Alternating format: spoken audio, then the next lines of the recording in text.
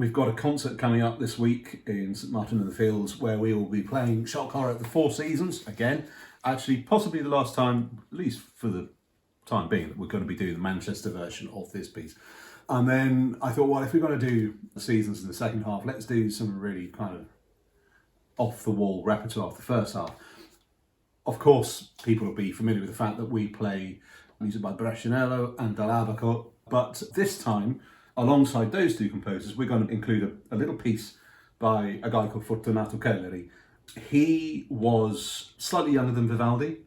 He was born in Parma. You might think that Chelleri is a funny surname for an Italian.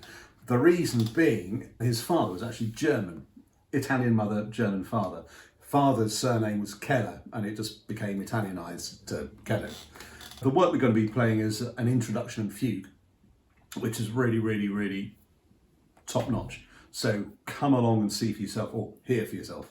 Of course, Brescianello and Dall'abaco don't really need much introduction if you've been following what we've been doing over the last few years. The Brescianello is another one of the 6 orchestral suites that survive in Rostock in Germany, and this suite will be the F major suite, getting its first outing. We've not played this one yet. We've got 2 more to go, F major and G minor, though in case you're worried about us running out of Brescianello, I did actually discover a new orchestral suite in Sweden, in C minor, which is very good, so watch out for news about that one. Of course, the Seasons, everybody knows it, but I was mulling over some of the ideas that Vivaldi sort of churned through whilst composing it. Now, it's always struck me, it could be very easy.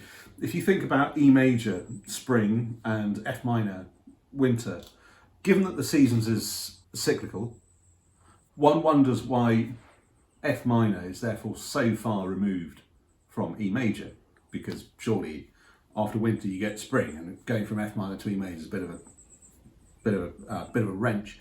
But in fact, the Four Seasons over the many centuries, from times of classical antiquity right through the neoclassical period, Renaissance, Baroque, was very, very closely associated with the ages of man.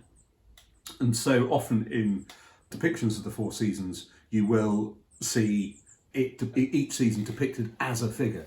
This is an example by Giuseppe Acimboldo of spring. You can see just purely made up of flowers and plants of a young man. There you go, there's spring.